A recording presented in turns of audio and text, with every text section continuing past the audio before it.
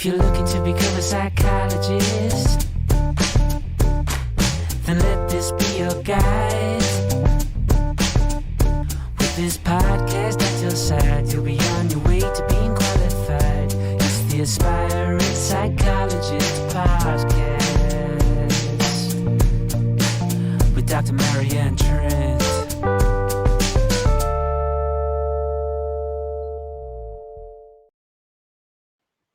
Hi, welcome along to the Aspiring Psychologist Podcast. If you are watching on YouTube, then it won't have escaped you that this is a video today. If you're listening on Spotify or Apple or some other podcast platform, then please know that this won't be any different. But if you wanted to tune in on YouTube, then you can see me and my guest talking throughout this episode. Today, we are thinking just about what happens when we're striving for goals and whether it's always that we're able to keep other kind of factors in mind, really. And today we're thinking about our health and exercise and wellness needs whilst we are striving for this goal of becoming a qualified psychologist. It's certainly something that I wish that I'd thought more about in my journey when I was an aspiring psychologist, and I hope that you will find it helpful too. Today I have invited a guest along to help me talk to you about this. He is very well experienced and versed in this because he has had his own goals to strive for as well. His name is Ollie Jordan Matthews, and he is a health coach and nutritional therapist. And I hope that you will find today's episode really useful as you strive towards your own goals. Any feedback always welcomed, and I hope that you enjoy it. I am joined today by Ollie Matthews, and I will, I've given you your introduction, but please feel free to introduce yourself, Ollie. I am Ollie Matthews, as you've said. Thank you for having me here. I'm a health coach and nutrition therapist, and specifically looking at why we're not getting the sleep quality that we could do, what impact that has on our health overall, and how our gut health impacts everything that's going on within our body. Bit of a history about myself that I try and do the short kind of bio, but I was really, really overweight. I dropped about 100 pounds and went into the world of bodybuilding and competed in bodybuilding 7 shows over 5 years, last one being 2012. But it taught me just the wrong habits, and I was overly obsessed, and it gave me a very disordered eating way of being, which I then had to learn how to get out of, how not to tell people to eat and things like that. Moved on to working with endurance athletes, professional athletes on their nutrition. And that then turned me into starting to work with a couple of business owners, entrepreneurs. And the actual story that I missed out at the start of that was that when I was 15, my dad passed away. He used to have migraines, and he had a stroke. He was 47 years old, and he wasn't overweight. He was stressed out, and he was working in the holiday industry selling caravans, and then he became a sales manager and then park manager, got headhunted, very successful at what he'd done, but he was stressed out.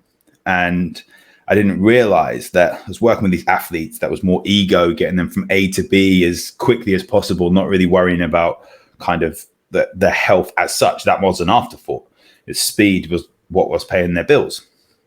And then I worked with some entrepreneurs, and I was actually working with a guy who is very big in the music industry. And I was over in his house in Nashville. I'd done what I call an intensive, which there's nothing intensive about it. I just literally live with the client for a week.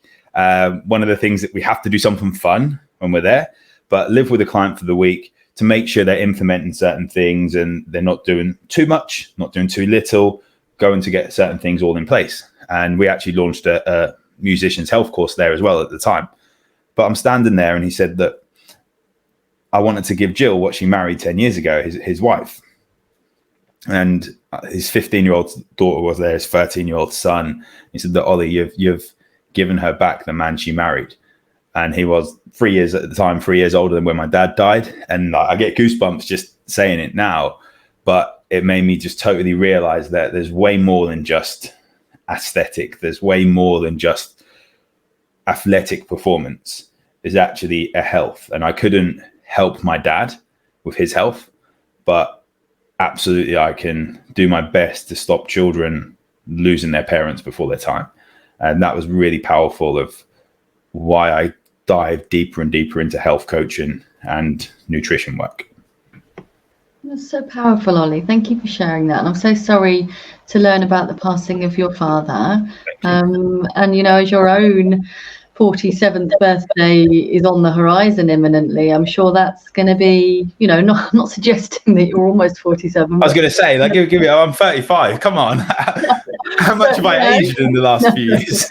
But, you know, as we get older, we do compare to the age when our parents died, and it can feel a bit like a benchmark and a milestone and something to think about, just where we're going to be. So I recently turned 40, and I remember my parents' 40th, and it feels weird, you know, to now be 40 myself. And, you know, as you approach 47, it will likely be on your mind as well. But it sounds like you've done some really impressive stuff, and I love the idea of doing something, insisting that you do something fun together too with your clients. Yeah, that was kind of weird. I mean, we've done things like, obviously safely done things like gone to the shooting range, which that was a weird, like, I wasn't comfortable shooting a gun, just like that power that's in the hand. But in the mosh pit at Iron Maiden was kind of, I'm a big hip hop fan. And like one of the things I like to do as a recharge is producing music and things.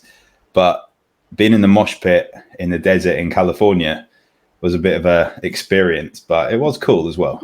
But yeah, there's been some fun things. Certainly sounds it.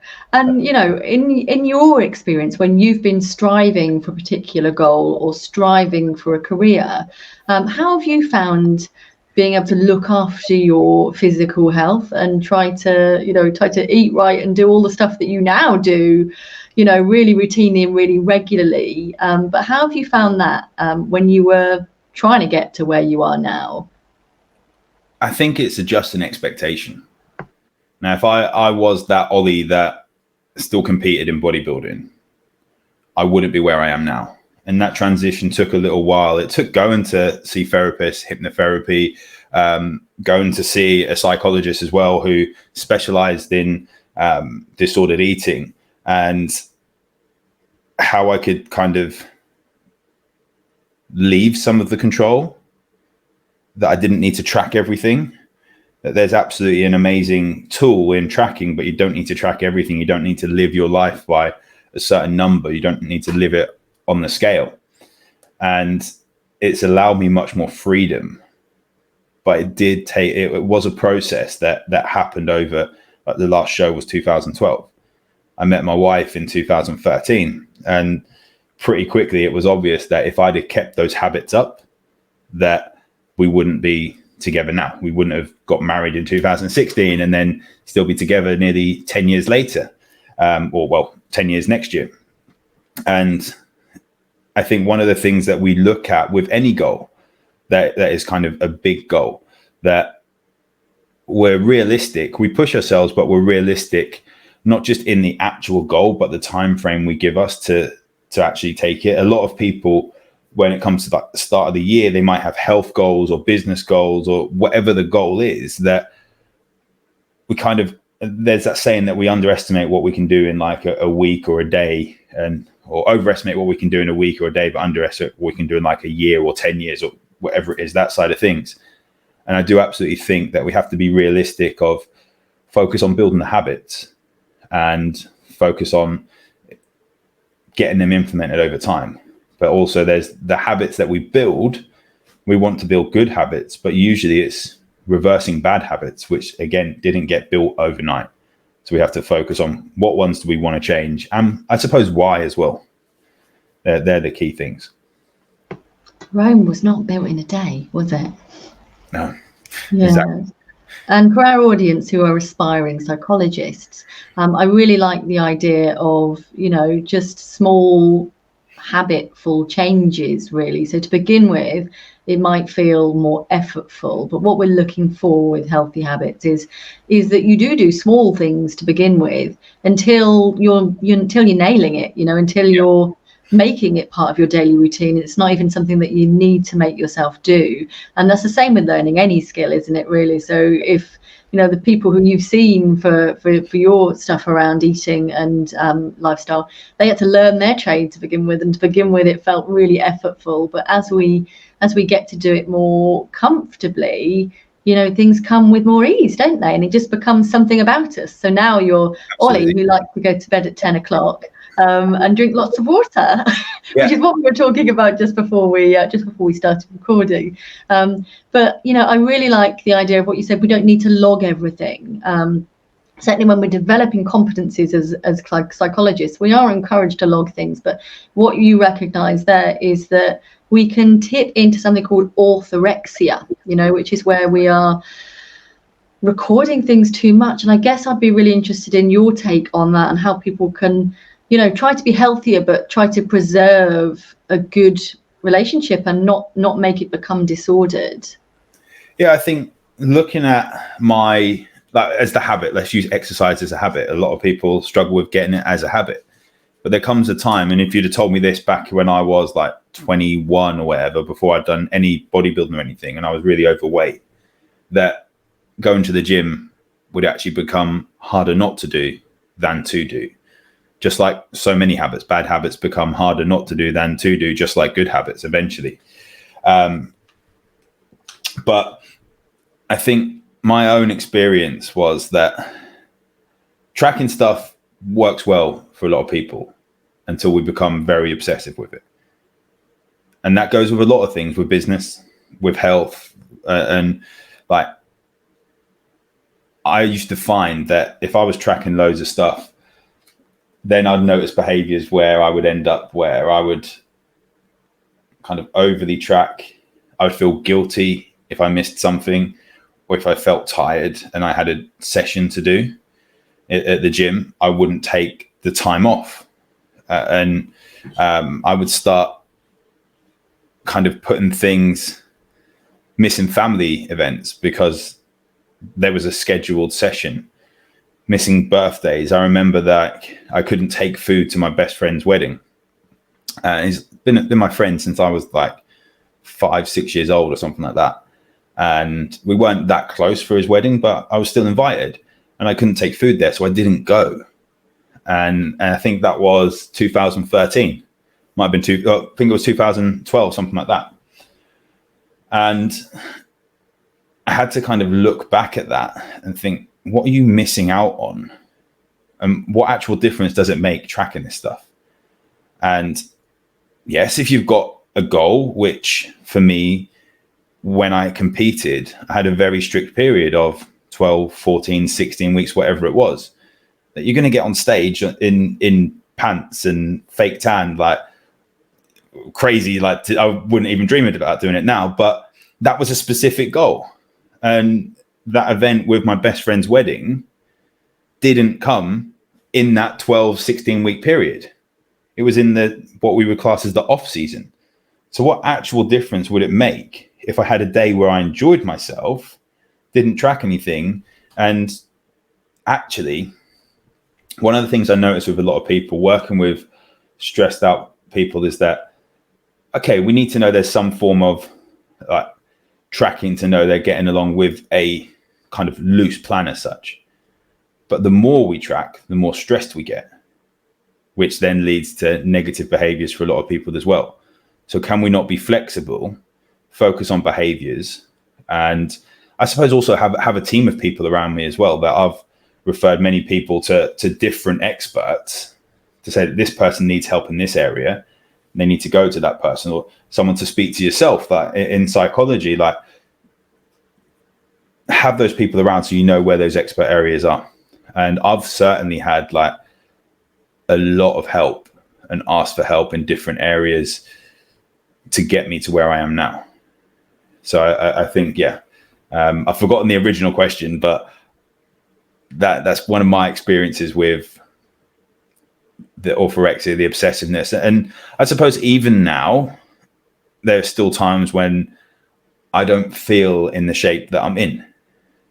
And I've been in much better physical shape. Like, don't get me wrong, obviously I'm not going to step on stage now.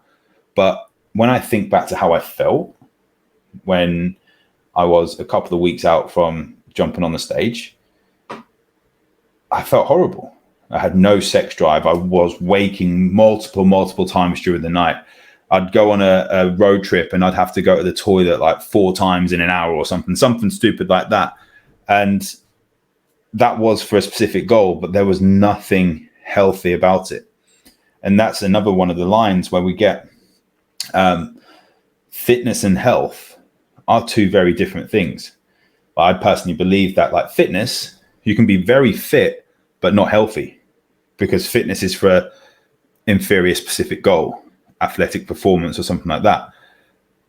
And just because you're one doesn't mean you're the other. Health to me now is overall that I don't get bloated randomly, or if I do get bloated, I know why, because of maybe like I know I'm very reactive to gluten and to dairy, and depending on my stress levels, I could probably tolerate a little bit, but if I'm stressed, then like it's a key indicator if I get a migraine or very bloated, lethargic.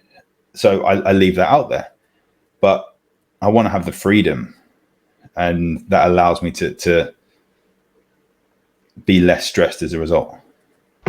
Yeah, really powerful stuff again, Ollie. And I think, what you've demonstrated so well there is that sometimes just keeping the end goal in sight means that our living in the present really suffers. The idea of not going to your friend's wedding, and actually that you wouldn't have been, if you'd been doing the competitive stuff when you met your wife, you wouldn't have been freed up to do all the things that are so integral for a blossoming relationship, aren't they?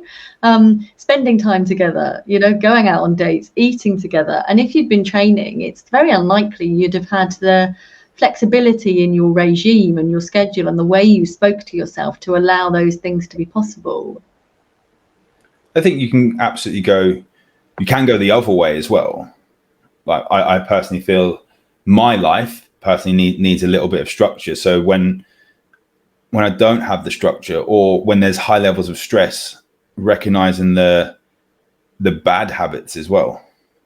And for me, that one of the bad habits I had to recognize was that, as we said about before this, about alcohol. I don't drink alcohol. I don't like the taste of it. Some people, when they're really, really stressed, they might turn to alcohol. But then when they then have this, I've got to cut out alcohol, it then gets more stress because it's not the underlying condition. My thing was that I used to just dive into the gym more and train every day, maybe twice a day, just really beating my body up, or like binge eating and things like that. And the more I tried to like stop that stuff, the more frustrated I would get, because that I was doing it because of something else. So what was the underlying stressor, and how can I help myself with that as well? That's something which I really had to get a grip on. I believe that has helped me a lot. Yeah, and both as professionals, but also when we're working with clients as psychologists, it's really useful to look at those coping strategies. So what does it cost for you to be able to do the things that you do, and what tools do you use to help yourself to do them? And actually, it can be really useful when we look at the window of tolerance method. I don't know if you've heard of that or seen that, but it's, when we're in the middle of it.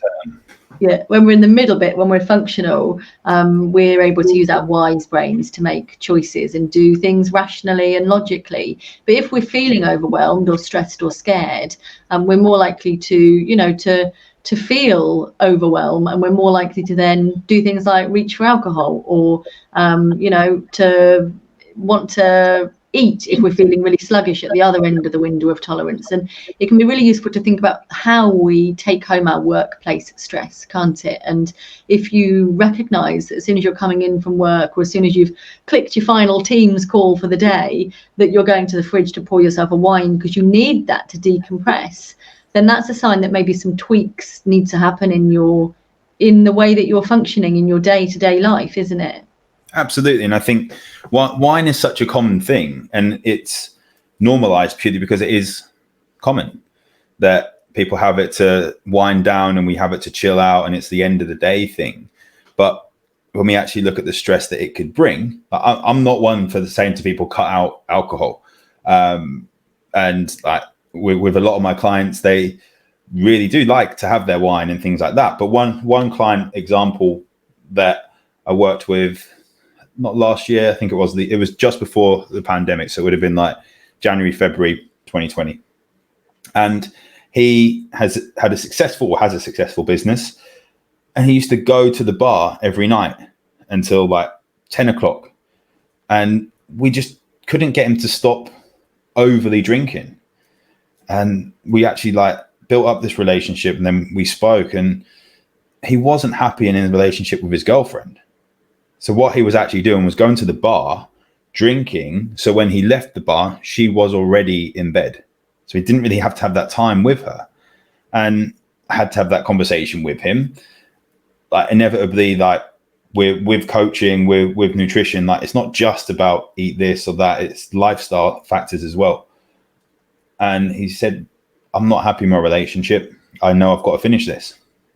Literally, he finished with his girlfriend, and it was like a weight was lifted off his shoulders, and the drinking was easy. He then drank when he wanted to. And I think that's a key thing to distinguish, that when I work with someone and they say, I can't cut out wine, there's a difference. I can't cut out wine, or I won't cut out wine. And I say to them, if it's I won't cut out wine, I'm cool with that. If it's I can't, we need to look at why. And that doesn't just go with wine. It doesn't just go with beer, alcohol, with that. As I said, in my case, it was, why can't I cut out the alcohol? What am I hiding from? And I think that's something to recognize a lot. Certainly is. And I think what you're describing so wonderfully is mindful drinking and mindful eating. You know, if your previous client had wanted to go to the bar because he really, really wanted a glass of champagne or something, then that's okay. And he's making that choice, but he doesn't have to have a whole bottle just because it's been offered to him. And, you know, if he doesn't want to finish that glass, you know, there's a lot of pressure at weddings and things, isn't there, to, you know, join in and have a toast. But you don't have to do that. You don't have to give in to pressure. You do get to make choices. And just because you start a drink of whatever doesn't mean you need to finish it. And you see that a lot with people with cakes as well, don't you? You know, you've started a slice of cake. Oh, I've got to finish everything on my plate, and anything generally, not just cake. But actually you don't. You know, you can stop at the point that you're full. You can stop if you're not enjoying it, and you can stop just because you feel like, actually, that's enough for me right now.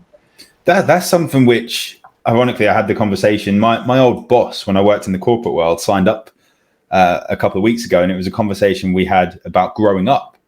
And no doubt you've spoke to people about it, that I always told that I can't get down until I finish my plate or finish my vegetables. I can't have dessert and all that sort of stuff. Not only was that bringing in the if I finish, I can have dessert, so that I have to have dessert after a meal, but it would then stop me from just leaving food. And the same with him, that we get told that there are people starving in the world, and I wish there was something that so many more people could do, and like we can donate to charity, not just in third world countries, but like people this on the streets. Like, yes, they are starving, but how is us directly eating everything and putting our health in jeopardy really helping them? What can we do to actually help them more? One of the things I'd like to make sure I do is just carry some spare change. Like, no doubt we don't have cash as much as we used to, but carry some spare change so I can give some change if I see someone. And like, to me, that then makes up for it. Like, well, if I don't eat that food, I don't feel as bad for leaving it because someone else could have had it, if I'm actually then just giving them something as well. And the same thing with dessert. I had a conversation. There's a monthly meetup thing that I go to that ends up having a 3-course meal. And I said to the organizer that, can I not just have like meat and vegetables with this, like have some gluten-free gravy? I don't really care for a starter. Please don't give me a dessert because I'll just leave it. I don't want you just to give me it and I leave it, especially since I'm not touching it or anything. It's just a waste. You say, oh, well, what would you have for dessert? Like, why don't we get you some vegan cheese and crackers? Like, I wouldn't have a dessert normally. I would eat. And then if I'm still hungry, I might have something, but most of the time I'm not. And it was just the normality to say, let's have soup, let's have a main meal, let's have a dessert. And I think if we can, I think it's having the power, no, not power, the self-love to put yourself first in those moments, rather than what society seems to think is the right thing, what we actually feel is the right thing for us as an individual. Definitely. And actually, it's okay to be different. It's okay to make different choices than other people. And when we're empowered to make choices about what we choose to eat and what we choose to drink, you know, birthdays are big ones, certainly for people with eating disorders, you know, when it's time to come and sit down and have some birthday cake, you know, there's that real societal pressure within families and within work groups. And, you know, don't know if you've worked in places where there's been a snack table at work, you know, come on. Someone's birthday, we all bring snacks in. Yeah. And there's that pressure around that communal eating. And we are, of course, mammals as well. And so there is great pleasure to be taken in eating together. And it can be a really key bonding thing. But I think what you're so nicely depicting is trauma messages we've been given along our development that our parents and their parents would have been given about, you know, not wasting and being grateful. And what we're doing, certainly from a young age, there's lots of really important stuff about baby-led weaning, about encouraging even babies, you know, to tell you when they're full and to control what they put in their mouths, and not force feeding them, not doing all this aeroplane feeding and, you know, not looking at the bottle and going, oh, you know, you need some extra, you know, or, you know, you don't feel like you've been on that boob long enough, you've got to have some more. It's trusting the child to nourish themselves appropriately, because if they begin to learn that control, then they're able to take that throughout their lives. It's really, really powerful stuff. Definitely. I feel, and that goes, like, when we see trends and stuff on social media, like, I think it's doing something just because someone else is doing it, and then it's not necessarily what we need, and that then leads to injuries. It leads to potential deficiencies because our individual body doesn't need it just because something's trendy. We see it a lot with diets after month, like dry January or veganuary or Stoptober and stuff. Like, it's easy for people to do things when everyone's doing it, but what do we actually want? What do we actually need? And I think if we can actually dive in and find out what we need, we're going to get much better. Like, there's going to be much less stress. I know we haven't really spoke about sleep or gut health on this, but it's stress, right? And stress is one of the biggest reasons that we have problems with sleep. Stress is one of the biggest reasons we have problems with gut health, why people have IBS, IBD, and they get bloated randomly, or they have outbreaks of acne because their gut health isn't where it should be. But it's stress that food is causing, but also stress that society is causing, our perceptions around things that are going on in society, and stress that our environment and lifestyles are causing. Absolutely. And if you could give our listeners, you know, a couple of top tips for thinking about where to start with, you know, if some of the stuff you've mentioned is really thinking, that describes me. I am really tired all the time, and I am sluggish, and I've got a random breakout of acne, you know, when I don't usually suffer in that way. If all this stuff is ringing bells for people, what would be reasonable, practicable first steps, Ollie? I think recognition is the first step. Like, we could say, like, go into different nutritional strategies. I hate the word diet and stuff like that, but nutritional strategies to say cut this out or have more of this or whatever it is, like that side of things. But I think recognizing what is the cause of stress. So as we said about before, with me over exercising or people having alcohol, find that root cause and you'll feel so much less frustration.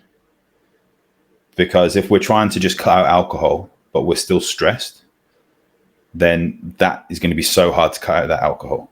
If it's chocolate or whatever it is, and we need to do something to adjust our lifestyle, there's so much more freedom in having something because we want it rather than because we simply crave it or are addicted to it. So much more freedom. So I think the recognition it's a powerful thing. I mean, you could go into things like, well, what is that causing? Sleep and issues with sleep. I'm waking up during the night to go to the toilet, something which is very common but not normal. Random bloatedness and stuff like that. And that gets down into more the individual side of things. So it's hard to diagnose on a podcast, but looking at your routine, if you're constantly on the screen until late at night, or if there's certain things stressing you out late at night, then yeah, like you can generalize with that stuff, but a lot of those things come into more the individual side of things. Definitely. And our audience are often in a supervision relationship as aspiring psychologists, or are striving towards getting to be in a job where they do have that. And sometimes being honest about our workplace stress with our superiors can feel like a really brave thing to do, but can actually help to move those mountains so that you can make different shifts and different choices. Do you know what I think? Like, with part of what I've done as well with some clients, that I've had some really stressful clients as such, where it's such a trust relationship that, I mean, I go to a neurology appointment with one of my clients every year. She's had epilepsy and she's had domestic abuse and things like, and she trusts me so much, and it is a lot of pressure. But being honest with those people that you're in a relationship with when you get home, I think is underrated. I tell my wife that I'm an introvert anyway. I'm naturally INFJ. I don't know how much you believe with like the Myers-Briggs things and stuff like that, but like it's a very rare personality type. I'm quiet, very naturally introvert, and I'm happy with public speaking now. I had to do a lot of work on that, but after a health session, a therapy session as such with a client that are a bit deeper, or after public speaking, if I've had a day of socializing, I need time to recharge.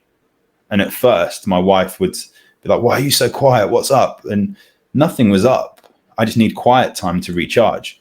So I think that, I don't know if you think similar as well, but if we're, obviously there's client confidentiality, so we can't go into the depths of what we've spoken about with a client, but if we're in a relationship, we can actually lower the stress by just letting them know that sometimes we just need a little bit of me time.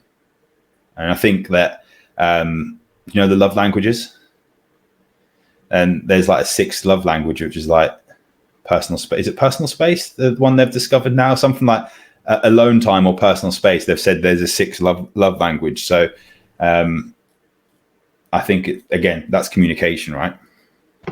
Yeah, it really is, and it looks different for different people. But when we are working as talking therapists, sometimes it's really nice just to have some silence. Exactly. And if you go home and your children are really noisy and crawling all over you, you know, sometimes from being with someone in really significant, important, emotional communication sessions, sometimes you can just feel really touched out. And I know when you're raising children, sometimes you feel like as well, I just want, you know, they're in bed now, I just want to be by myself. But I think you can be, you know, you just want to, this is where the appeal of Netflix is, really. You just want to kind of, you know, absorb and not have to be emotionally, physically present and ready to respond. I think like some people as well, I was definitely speaking to someone yesterday that she's got things to push on her business and things like that. And like, well, it's recognizing some of the things we do to recharge actually have a place in growing our business and our relationships. And I used to feel really guilty with like playing PlayStation or watching something on Netflix, almost to the point that I could only watch Netflix if I was on my bike, on my turbo trainer, doing my exercise, my cardio session. Whilst we have to be aware if we are over consuming, but like, it's good to actually recognize these things do sometimes add to our life as well, that they are there for, like, we want to chuck some Marvel on and just go in a completely different universe, and like where anything is possible, or like we can recharge from these things as well. It's not all negative. We're just going down that route. Absolutely. And I think one of my, what I'm doing in 2022, my theme, if you like, is self-care and strength. So self-care for me looks like strength actually sometimes as well. So I've invested in PT myself, and the other Tuesday I went to a spa for the day, just on a random Tuesday. How nice. But sometimes it looks like, so I don't technically work Mondays and Fridays usually, not seeing one-to-one clients. Sometimes that looks like going off and doing random bits, or just laying on the sofa and watching Netflix. Don't tell my husband. But that's how it looks, because that's what helps me bring my optimal best to the stuff I do with clients, and to the stuff that I record, and to this. Exactly. Yeah, recognizing these things. Same with going to exercise. I usually get some good content ideas and write some notes when I'm exercising. So much so if I'm on my bike sometimes, luckily, like being in the countryside in Norfolk, that I could just pull over and just write half a post, because I've just got this great idea for a post. And we can look at this like exercise is just for fitness, or exercise is just for losing weight or building muscle or whatever it is. But it's actually a hell of a lot more than just that. And recognizing where it is can make us, if people are feeling guilty for exercising because they've got parenting duties, or they've got business duties, relationship things that they want to be completing, then it adds to it as well. I totally agree. Some of my best ideas have come either on a run, in the shower, or when I'm cooking, but it's only when you've got that flexibility of time, because if you're doing it all in a hustle and you're doing it in a way that feels really directive, or like you're punishing yourself to do it, then you're not going to have that optimal flexibility to be able to get your brain to do its wonderfully creative things. It's just gonna, so I absolutely agree with you. Yeah, definitely. Ollie, it's been so lovely chatting with you, and clearly you know your stuff. You are an expert, and if people want to work with this chap who's been all over the world, to America and all these things with high-flying business clients, how could they get a taster of you and your work? You can go to the website ojayhealth.com, and there's a contact me. There's more information and things on there. There's some blog posts and testimonials and things like that. Or just drop me a message on social media. If you just search for Ollie Matthews on Facebook, there's the business page, or my personal is Ollie Jordan Matthews. I'm on there quite a bit with work stuff. So just drop me a message. And what I've done as well is that I've got a health screening that was said about, called the Optimal Health Screening, where we go through, it's not medical side of things, but we go through brain health, gut health, adrenals, and we go through your genetics as well, just to see like what symptomology there is in the body. And then we jump on a call as well after that I look to give like 2 or 3 things you can implement straight away to see some quick results, and then you can talk about coaching after that if you want to. But the key thing there is to look at symptoms like, you get cold hands and feet, do you get brain fog, poor nail health, or random bloating, being lethargic and stuff. What is causing them, and what is the easiest thing you can do to help you with them straight away? So there's that, and there's how to sign up for that for £99 on the website as well.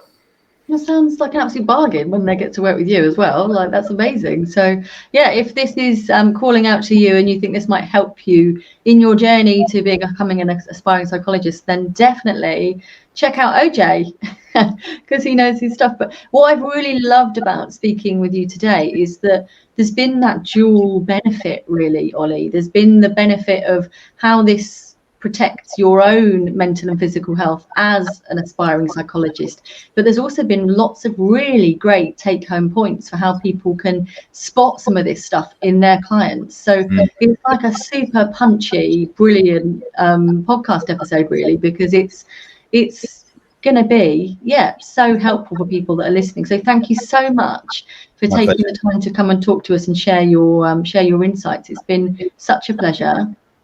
Cheers. I appreciate you having me on here. Anytime. Take care, Ollie. So nice to see you. Bye. I hope you've found this episode useful, and if you do, I'd love any feedback that you've got.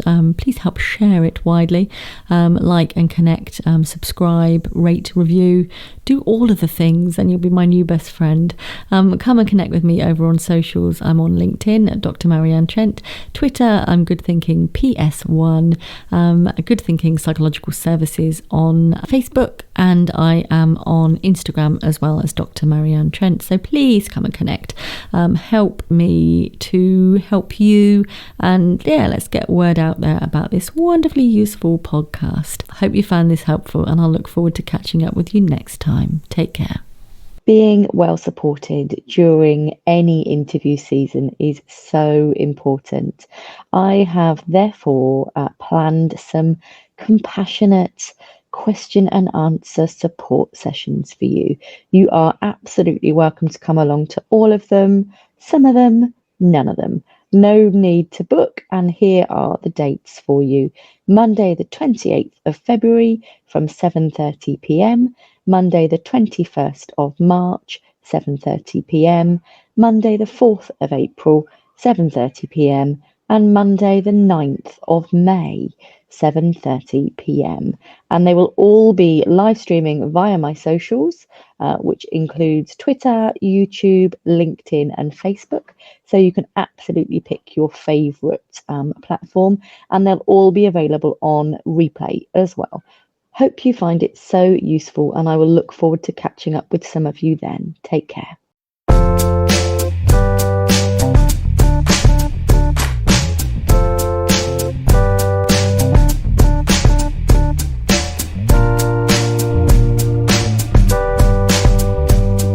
If you're looking to become a psychologist,